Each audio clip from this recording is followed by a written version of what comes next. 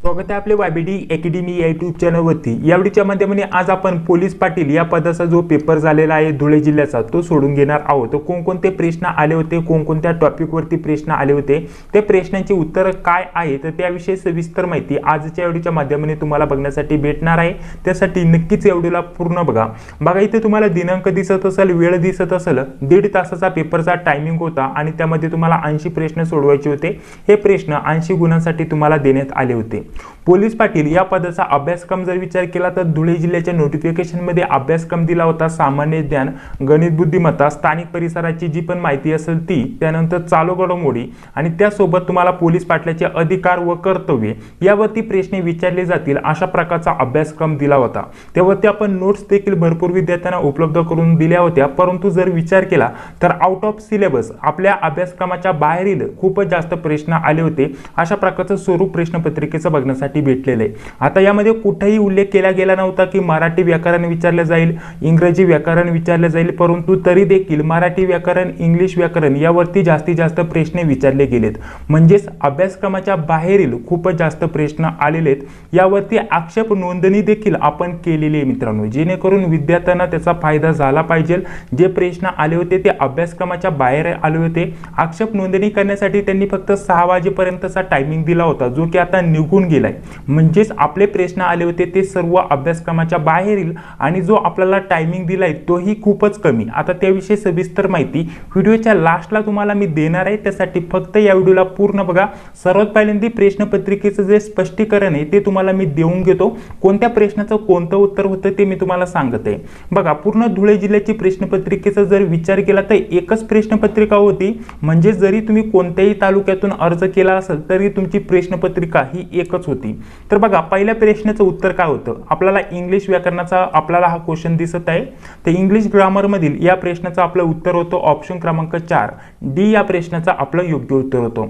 पुढील आपल्याला 2 नंबरचा प्रश्न दिला होता, या प्रश्नाचं योग्य उत्तर होतं ऑप्शन बी। ठीक आहे। पुढील आपल्याला 3 नंबरचा प्रश्न दिलेला होता, 3 नंबरच्या प्रश्नाचं उत्तर होतं ऑप्शन क्रमांक सी। या प्रश्नाचं हे उत्तर होतं। ही प्रश्नपत्रिका आपण आपल्या नोट्स मधील ग्रुपवरती त्या सर्व विद्यार्थ्यांना उपलब्ध करून देणार आहे। तुम्हाला देखील नोट्स विषयी माहिती पाहिजे असेल आणि इतर काही स्टडी मटेरियल पाहिजे असेल पोलीस पाटील किंवा कोतवाल या पदभरतीचं, तर तुम्हाला एक नंबर देत आहे 91 39 64 31 99।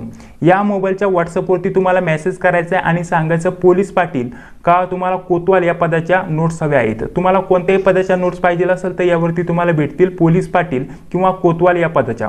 आता आपले बाकीचे जेवढे पण मुलांचे कोतवाल किंवा पोलीस पाटील या पदाचे पेपर बाकी आहेत त्यांना मराठी प्लस इंग्लिश या दोन्ही विषयांच्या एक्स्ट्रा नोट्स दिल्या जाणार आहे मित्रांनो। त्यासाठी तुम्ही या नंबरवरती संपर्क करू शकता। या नंबरवरती मेसेज करायचा आम्हाला पोलीस पाटील या पदाच्या नोट्स हव्या आहेत, मराठी प्लस इंग्लिश ग्रामर या देखील विषयांच्या नोट्स त्यांना दिल्या जाणार आहे। कारण पहिल्या अभ्यासक्रमामध्ये कुठेही मराठी किंवा इंग्लिश ग्रामरचा त्यांनी उल्लेख केला गेला नव्हता, त्यामुळे आपण त्या नोट्स दिल्या नव्हत्या। परंतु जर विचार केला तर यामध्ये इंग्लिश ग्रामर खूपच सारे विचारले। 4 नंबरच्या प्रश्नाचं उत्तर काय होतं बघा, ऑप्शन बी हे आपल्या प्रश्नाचं योग्य उत्तर होतं। ठीक आहे, ऑप्शन बी या प्रश्नाचं आपलं योग्य उत्तर होतं। पुढील आपला बघा 5 नंबरचा प्रश्न होता, त्या 5 नंबरच्या प्रश्नाचं उत्तर होतं ऑप्शन सी। ऑप्शन सी या प्रश्नाचं आपलं योग्य उत्तर होते। अशा प्रकारचे प्रश्न तुम्हाला अवघड प्रश्न विचारण्यात आले होते। जर विचार केला तर सिलेबसचे बाहेरचे हे प्रश्न आहेत, आपल्याला कुठेही उल्लेखच केला गेला नव्हता काही इंग्लिश वरती तुम्हाला प्रश्न विचारले जाणार आहे। त्यानंतर इथं बघा तृतीय विभक्ती असणारा कारक शब्द ओळखा असा प्रश्न होता। तर जर विचार केला तर 6 नंबरच्या प्रश्नाचं उत्तर आहे ऑप्शन 1। ठीक आहे, घराशी हे ऑप्शन 1 या प्रश्नाचं आपलं योग्य उत्तर असणार आहे। पुढील 7 नंबरचा प्रश्न बघा काय दिलेला आहे, 7 नंबरच्या प्रश्नाचं योग्य उत्तर होतं ऑप्शन सी। 7 नंबरच्या प्रश्नाचं योग्य उत्तर होतं ऑप्शन सी अशा प्रकारचं। आता मी डायरेक्टली ज्या प्रश्न आपण तुम्ही इथं स्क्रीनवरती जो पण प्रश्न आहे तो वाचू शकता। वेळ वाचवण्यासाठी मी डायरेक्टली तुम्हाला जे पण प्रश्न आलेत ते प्रश्न न वाचता डायरेक्टली त्यांची उत्तरं सांगत आहे। ठीक आहे, हे 7 नंबरचं झालं। 8 नंबरच्या प्रश्नाचं योग्य उत्तर होतं ऑप्शन डी। 8 नंबरच्या प्रश्नाचं योग्य उत्तर होतं ऑप्शन डी। 9 नंबरच्या प्रश्नाचं आपलं उत्तर होतं ऑप्शन 1। ऑप्शन 1 या प्रश्नाचं आपलं योग्य उत्तर होतं. अशा प्रकारचे प्रश्न तुम्हाला विचारले गेले होते. परीक्षेचं स्वरूप अवघड होतं. ठीक आहे. आणि जर विचार केला तर आजच कोतवाल या पदाचा देखील पेपर होता. तर कोतवाल या पदाचा पेपर आपण पूर्णपणे सोडून घेतलेला आहे. तर यामध्ये आउट ऑफ सिलेबस जास्त काही विचारले गेलं नव्हतं. अशा प्रकारचं आपल्याला प्रश्न विचारले गेले होते. तर पूर्ण प्रश्नपत्रिका आपण सोडून आपल्या चॅनलवरती टाकलेली आहे. जर विचार केला तर कोतवाल या पदाचा जो पेपर होता तर तो एकदम बेसिक लेवलचा होता आणि अभ्यासक्रमाला अनुसरून होता.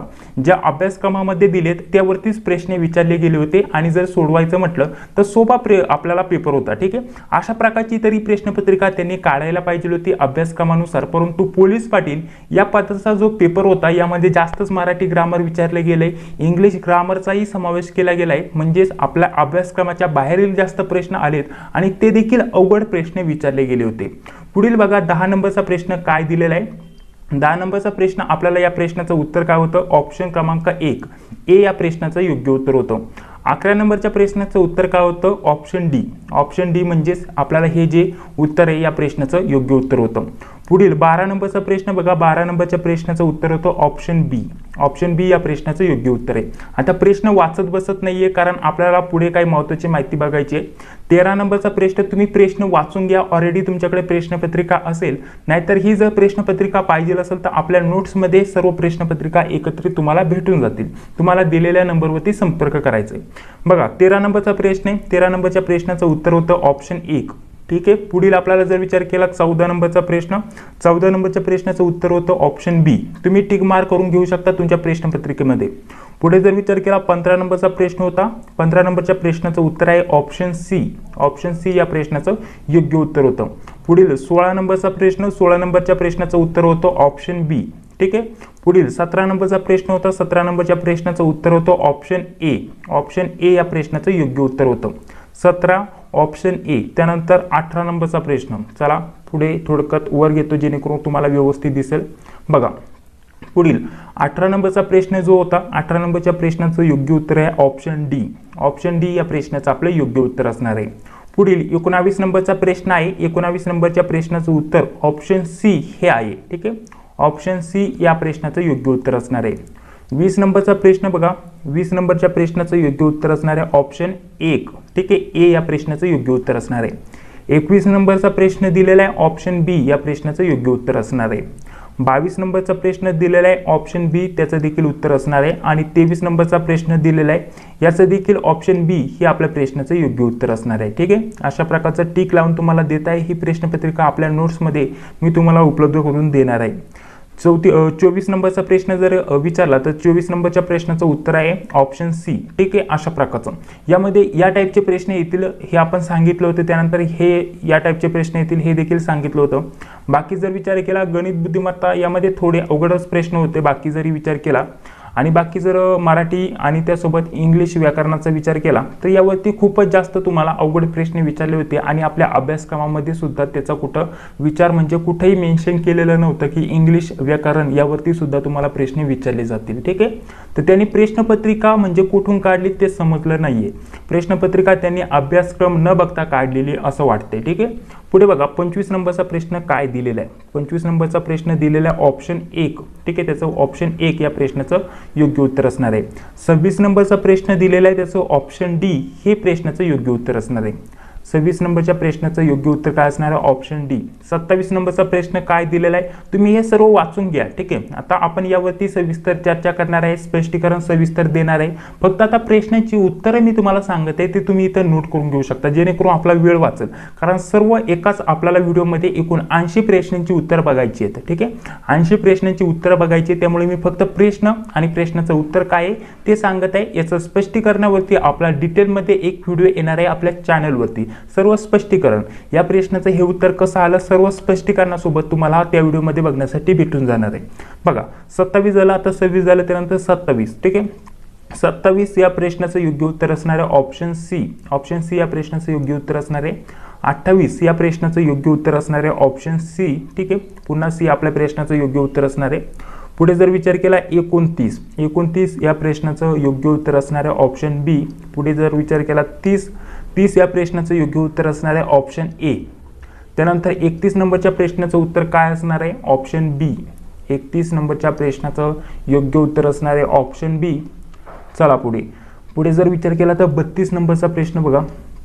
आपल्याला 32 नंबरचा प्रश्न विचारला होता, त्याचं देखील ऑप्शन बी या प्रश्नाचं योग्य उत्तर असणार आहे. 33 नंबरचा प्रश्न दिलेला आहे, ऑप्शन डी या प्रश्नाचं योग्य उत्तर असणार आहे. त्यानंतर 34 नंबरचा प्रश्न दिलेला आहे, 34 नंबरच्या प्रश्नाचं देखील ऑप्शन डी या प्रश्नाचं योग्य उत्तर असणार आहे.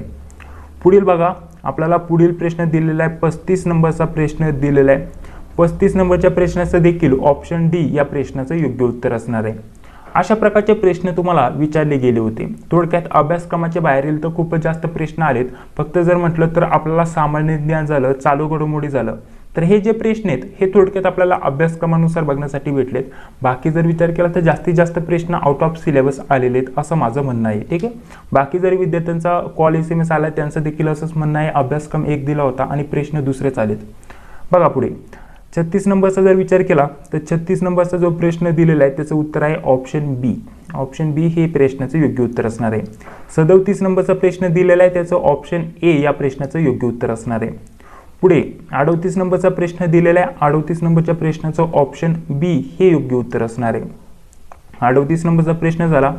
39 नंबरचा जर विचार केला तर 39 नंबरच्या प्रश्नाचं देखील ऑप्शन बी हे प्रश्नाचं योग्य उत्तर असणार आहे. 40 पुढे 40 प्रश्नाचं उत्तर ऑप्शन ए हे बरोबर असणार आहे. 40 ऑप्शन ए. 41 नंबरच्या देखील ऑप्शन ए हे प्रश्नाचं योग्य उत्तर असणार आहे. ठीक आहे, पुढे 42 नंबरचा प्रश्न दिलेला आहे, ऑप्शन डी या प्रश्नाचं योग्य उत्तर असणार आहे. ऑप्शन डी या प्रश्नाचं योग्य उत्तर असणार आहे. पुढील 43 नंबरचा प्रश्न, 43 नंबरच्या प्रश्नाचं योग्य उत्तर असणार आहे ऑप्शन सी. 44 नंबरच्या प्रश्नाचं उत्तर काय असणार आहे, 44 नंबरच्या प्रश्नाचं उत्तर असणार आहे ऑप्शन डी. चला पुढे जर विचार केला तर पुढील आपण सर्व प्रश्नांची उत्तरं या व्हिडिओच्या माध्यमाने जाणून घेणार आहोत. पुढे जर विचार केला तर बघा, हा जो प्रश्न आहे राष्ट्रपती यांच्या निवड, इथं आता यावरती थोडक्यात आपल्याला म्हणजे उलटून पालटून प्रश्न विचारले गेलेत. आपण या टाईपचे प्रश्न ऑलरेडी बघितलेले आहेत, परंतु उलटून पालटून प्रश्न तुम्हाला विचारले गेलेत. 45 नंबरच्या प्रश्नाचं देखील ऑप्शन डी या प्रश्नाचं योग्य उत्तर असणार आहे. पुढे 46 नंबरचा प्रश्न बघा, 46 नंबरच्या प्रश्नाचं योग्य उत्तर काय असणार आहे, 46 नंबर प्रश्नाचं उत्तर असणार आहे ऑप्शन बी. पुढील 47 नंबरच्या प्रश्नाचं उत्तर काय असणार आहे, 47 जर विचार केला तर आपल्याला या प्रश्नाचं उत्तर काय असणार आहे, 47 ऑप्शन डी या प्रश्नाचं योग्य उत्तर असणार आहे. पुढे जर विचार केला 48 या प्रश्नाचं योग्य उत्तर काय असणार आहे, ऑप्शन सी हे प्रश्नाचं योग्य उत्तर असणार आहे. 49 या प्रश्नाचं उत्तर काय असणार आहे, ऑप्शन ए. ठीक आहे, 49 या प्रश्नाचं उत्तर असणार आहे ऑप्शन ए. चला पुढे बघा, अशा प्रकारचं स्वरूप आहे. 50 या प्रश्नाचं योग्य उत्तर काय असणार आहे सांगा बरं. 50 या प्रश्नाचं योग्य उत्तर असणार आहे ऑप्शन बी. त्यानंतर 51 या प्रश्नाचं योग्य उत्तर काय असणार आहे सांगा. 51 या प्रश्नाचं योग्य उत्तर असणार आहे ऑप्शन डी. ऑप्शन डी हे प्रश्नाचं योग्य उत्तर असणार आहे. पुढे 52 नंबरच्या प्रश्नाचं उत्तर असणार आहे ऑप्शन सी. पुढे 53 नंबरच्या प्रश्नाचं योग्य उत्तर असणार आहे ऑप्शन बी. 53 ऑप्शन बी. त्यानंतर 54 ऑप्शन सी हे योग्य उत्तर असणार आहे. 53 इथं 52 झालं, सॉरी. 53 नंबरच्या प्रश्नाचं योग्य उत्तर असणार आहे ऑप्शन बी. 54 नंबरच्या प्रश्नाचं योग्य उत्तर असणार आहे ऑप्शन सी.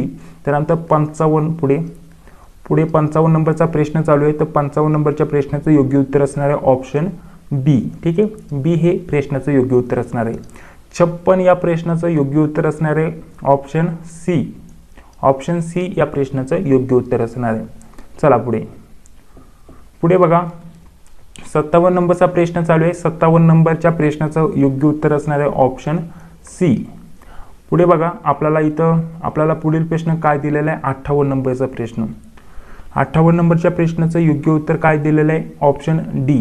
ठीक आहे, ऑप्शन जुनी पुस्तके, ऑप्शन डी या प्रश्नाचं आपलं योग्य उत्तर असणार आहे. पुढे चला, 59 नंबरचा प्रश्न दिलेला आहे, त्याचं उत्तर काय असणार आहे ऑप्शन ए. त्यानंतर 60 नंबरच्या प्रश्नाचं योग्य उत्तर असणार आहे ऑप्शन बी. बी हे प्रश्नाचं योग्य उत्तर असणार आहे. पुढे चला, पुढे 61 या प्रश्नाचं उत्तर असणार आहे ऑप्शन सी.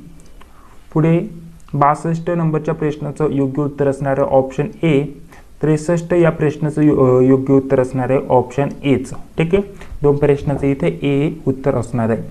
पुढे चला, बघा पुढे जर विचार केला 64 या प्रश्नाचं योग्य उत्तर काय असणार आहे? 64 या प्रश्नाचं योग्य उत्तर असणार आहे ऑप्शन डी, हे या प्रश्नाचं योग्य उत्तर असणार आहे.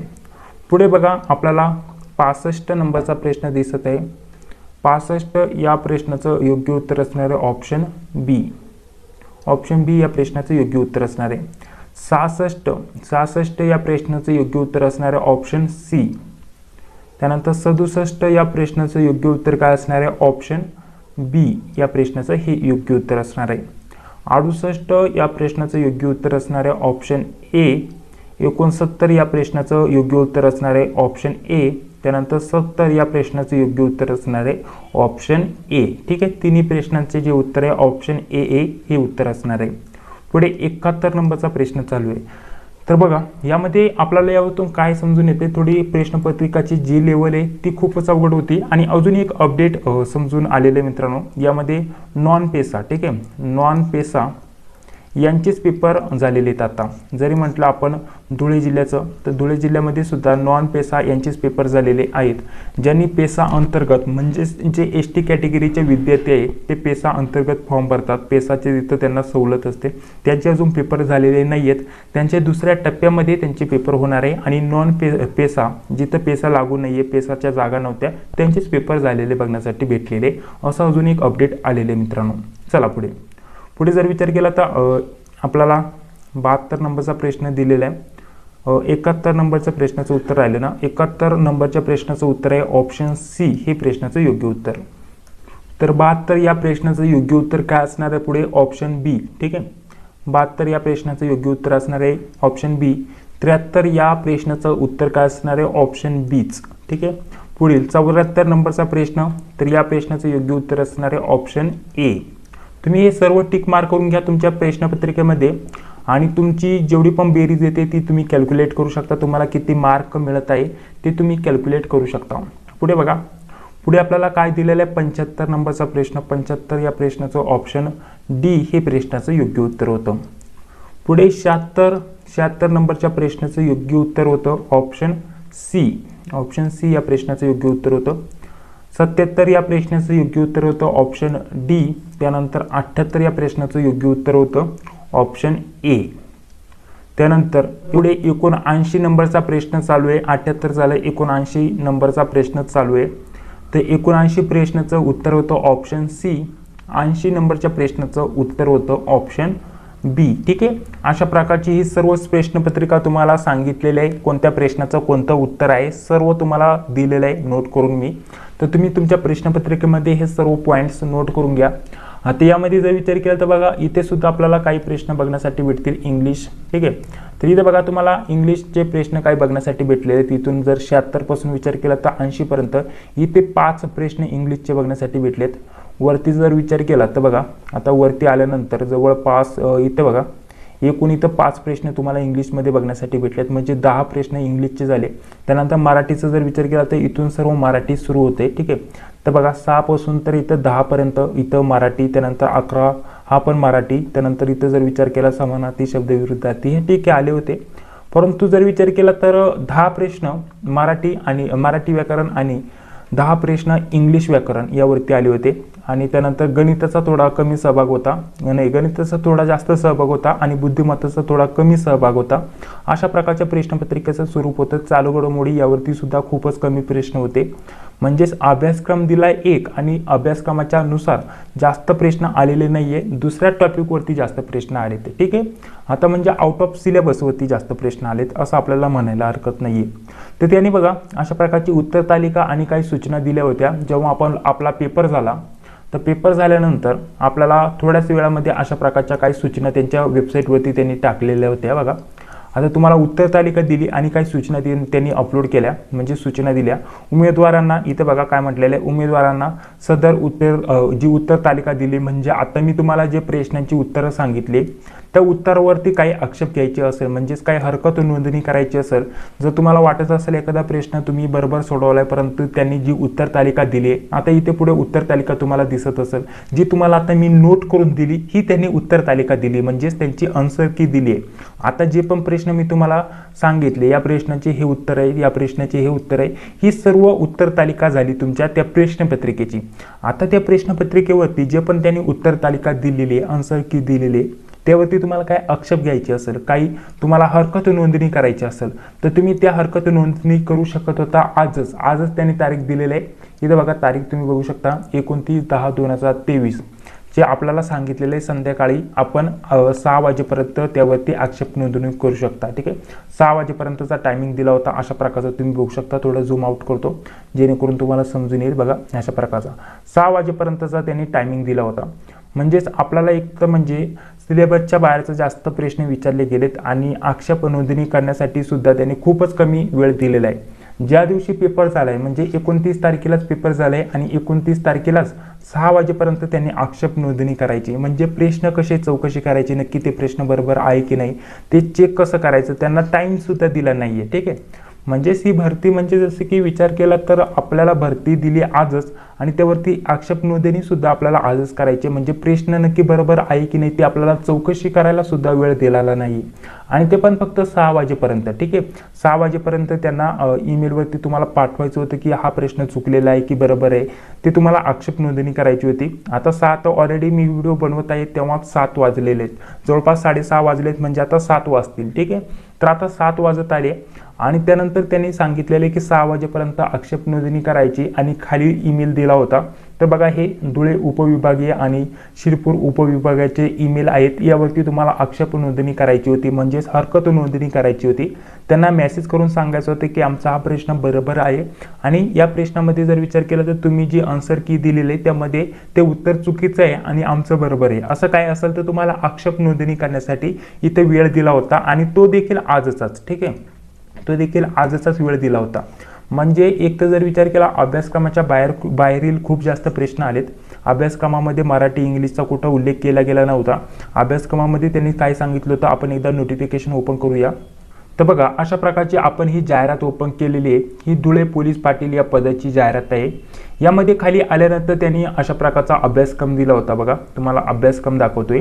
तर अशा प्रकारचं खाली आलं तर तुम्हाला इथे परीक्षेचं स्वरूप त्यांनी दिलं होतं आणि अभ्यासक्रम इथे तुम्हाला दिला होता. बघा अशा प्रकारचं. ठीक आहे, यामध्ये बघा आपल्याला परीक्षेचं स्वरूपमध्ये त्यांनी काय सांगितलं होतं. यामध्ये त्यांनी अभ्यासक्रमामध्ये इथं लेखी परीक्षा इथं काय सांगितलं होतं, 10वीच्या लेवलची लेखी परीक्षा होईल आणि त्यानुसार इथं बघा अभ्यासक्रमाच्या वरती आपल्याला इथं बघा आपल्याला इथं अभ्यासक्रम दिला आहे आणि यावरती आधारित तुम्हाला प्रश्न विचारले जातील. यामध्ये काय सांगितलं होतं, सामान्य ज्ञान. ठीक आहे, त्यानंतर गणित झालं, पोलीस पाटलाचे अधिकार व कर्तव्य झालं, भौतिक चाचणी झालं आणि स्थानिक परिसराची माहिती झालं आणि चालू घडामोडी. ठीक आहे, हे 5 विषय त्यांनी दिले होते. इथं कुठेही तुम्हाला इथं दिसते का इथं मराठी किंवा इंग्लिश व्याकरणाचा समावेश आहे. मराठी किंवा इंग्लिश. आता सामान्य ज्ञानमध्ये तर मराठी ते येणार नाहीये. ठीक आहे, व्याकरण. त्यानंतर गणितामध्ये तर कुठं प्रश्नच येत नाहीये. त्यानंतर पोलीस पाटलाचे अधिकार कर्तव्य यामध्ये देखील येत नाहीये. त्यानंतर गणित बुद्धिमत्ता झालं, स्थानिक परिसराची माहिती, चालू घडामोडी. यामध्ये कुठेही मराठी किंवा इंग्लिश व्याकरणाचा समावेश आहे असं त्यांनी दिलेलंच नव्हतं आणि त्यावरती जास्तीत जास्त प्रश्न आलेले आहेत. म्हणजे जवळपास जर विचार केला तर यावरती 10 प्रश्न आणि यावरती 10 प्रश्न, म्हणजे 20 प्रश्न इथेच तुमचे गेले. त्याचा तुम्ही अभ्यासच केलेला नसावात माझ्या अंदाजानुसार. ठीक आहे, आणि जर विचार केला तर आक्षेप नोंदणी करण्यासाठी वेळ तर बघा त्यांनी किती दिलाय. इथं वेळ तुम्हाला दिलेला आहे फक्त इथं बघा आपल्याला 6 वाजेपर्यंत, म्हणजे आजच पेपर आहे आणि आजच आक्षेप नोंदणी करायची फक्त 6 वाजेपर्यंत. विद्यार्थ्यांना माहिती सुद्धा नाही की आन्सर की आलेली आहे आणि त्यावरती तुम्हाला आक्षेप घेण्यासाठी 6 वाजेपर्यंत त्यांनी वेळ दिलाय. थोडा वेळ तर किमान जास्त द्यायला पाहिजे होता. अभ्यासक्रम त्यांनी एकदा बघायला पाहिजे होता की नोटिफिकेशन मध्ये काय दिलेलं आहे आणि अभ्यासक्रमाच्या बाहेरील जास्त प्रश्न विचारण्यात आलेले आहेत. ठीक आहे, असा माझा स्वतःचा वैयक्तिक इथं अंदाज आहे की अभ्यासक्रमाच्या बाहेरील जास्त प्रश्न आलेत. इथं 80 प्रश्न तिथं सर्व बरोबर आहे. आपल्याला तोंडी परीक्षा 20 मार्कांसाठी, परंतु मराठी आणि इंग्लिशचा उल्लेख नसतानाही त्यावरती जास्त प्रश्न आलेले आहेत. ठीक आहे, तर बघा अशा प्रकारचं स्वरूप होतं आणि इथं 36 गुण तुम्हाला मिळवणं आवश्यक होतं. त्यानंतरच तुम्हाला तोंडी परीक्षा देता येणार आहे असं देखील सांगण्यात आलेलं आहे। तर आन्सर की काय आहे त्याविषयी सविस्तर माहिती तुम्हाला या व्हिडिओच्या माध्यमाने बघण्यासाठी भेटलेली आहे। ती आन्सर की तुम्हाला ऑफिशियल वेबसाईटवरती सुद्धा डाउनलोड करण्यासाठी उपलब्ध करून दिलेली आहे। बघा, जर तुम्हाला ही जी आन्सर की मी तुम्हाला सांगितली ही जर तुम्हाला डाउनलोड करायची असेल तर तुम्ही अशा प्रकारचं टाईप करू शकता।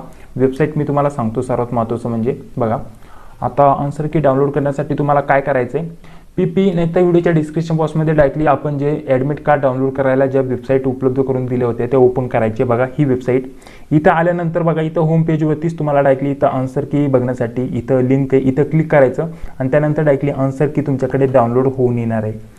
अशा प्रकारचं त्याने स्वरूप ठेवलेलं आहे, म्हणजे जर विचार केला तर अभ्यासक्रमाच्या बाहेरील जास्त प्रश्न आले होते असं विद्यार्थ्यांचं सुद्धा म्हणणं आहे।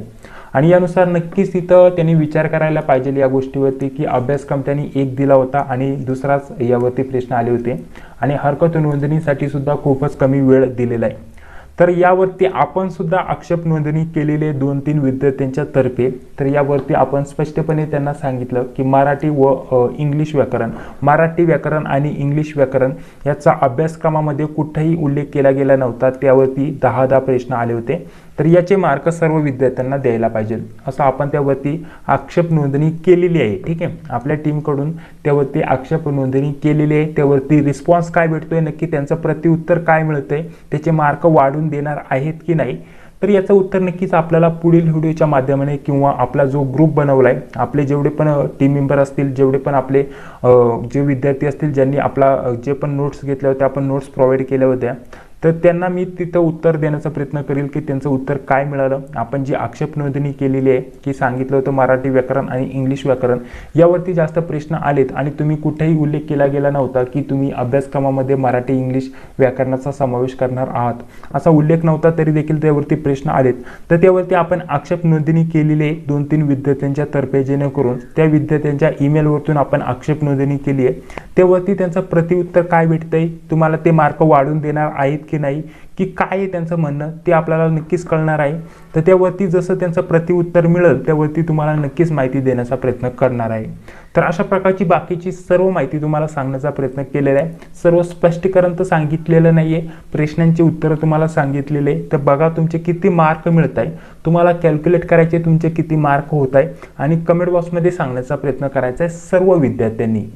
तसं विचार केला तर पुढे बघा, आपल्याला इथं धुळे जिल्ह्याचा आज कोतवाल पदाचा पेपर झालेला आहे, तो तरी अभ्यासक्रमाला अनुसरून होता असं माझं म्हणणं आहे। बघा, अभ्यासक्रमाला अनुसरून पेपर होता, बाकी एवढं काय अवघड नव्हतं, बेसिक लेवलचे क्वेश्चन होते, सोपे प्रश्न होते, गणित बुद्धिमत्ताही सोपं होतं, मराठी आणि इंग्लिश व्याकरणाचा इथं कुठेही समावेश नव्हता, अभ्यासक्रमाला अनुसरून हे प्रश्न विचारण्यात आले होते। बघा, तुम्हाला ती प्रश्नपत्रिका ओपन करून दाखवतो। ही धुळे जिल्ह्याची पोलीस पाटील नव्हे कोतवाल या पदाची प्रश्नपत्रिका आहे। यामध्ये कुठेही मराठी किंवा इंग्लिश व्याकरणाचा समावेश नव्हता, सोपे प्रश्न होते। यामध्ये फक्त आपल्याला अनेक वचन आणि त्यासोबत आपल्याला काळ्यावरती एक प्रश्न होता, बाकी जर म्हटलं तर सोपे प्रश्न होते बेसिक लेवलचे। बघा, इथं आपल्याला एक काळावरती प्रश्न होता आणि अनेक वचनावरती प्रश्न होता आणि बाकी जर विचार केला तर एकदम सोपे बेसिक लेवलचे क्वेश्चन होते, जे की सर्वसाधारण जो विद्यार्थी आहे ज्यांनी थोडाफार अभ्यास केला असेल तो सोडू शकत होता।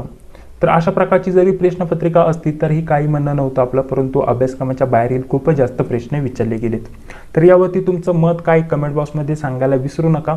आता तुम्ही तुमचे कॅल्क्युलेशन तर केलेच असतील, तुम्हाला किती मार्क मिळत आहेत ते देखील कमेंट बॉक्समध्ये सांगायचे आणि तुमचा तालुका आणि गावाचं नाव सांगायचे, जेणेकरून बाकीचे विद्यार्थी त्यावरतून समजून घेतील की त्यांना किती मार्क आहे, आपल्या कॉम्पिटिशनला किती मुले आहेत।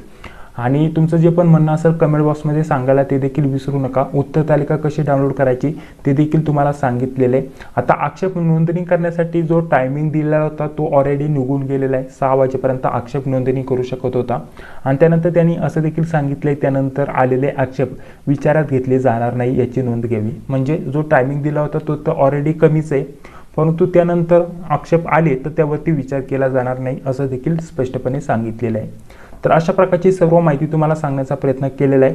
नाशिक जिल्ह्याचे पेपर अजून झालेले नाहीयेत, तर तेही लवकर होतील। बाकी जर विचार केला धुळे पेसाचे पेपर झालेले नाही आहे, फक्त नॉन पेसाचे पेपर झालेले आहेत. जे एस.टी कॅटेगरीचे विद्यार्थी होते ज्यांनी पेसा विभागाअंतर्गत म्हणजेच पेसा आरक्षणाअंतर्गत फॉर्म भरला असेल त्यांचे पेपर झालेले नाही आहेत. त्यांचे देखील लवकरात लवकर ॲडमिट कार्ड येऊन पेपर होतील. पेपरचं स्वरूप तुम्हाला समजून आलेलं आहे. पेपरचं स्वरूप काय होतं सविस्तर माहिती तुम्हाला समजून आलेली आहे.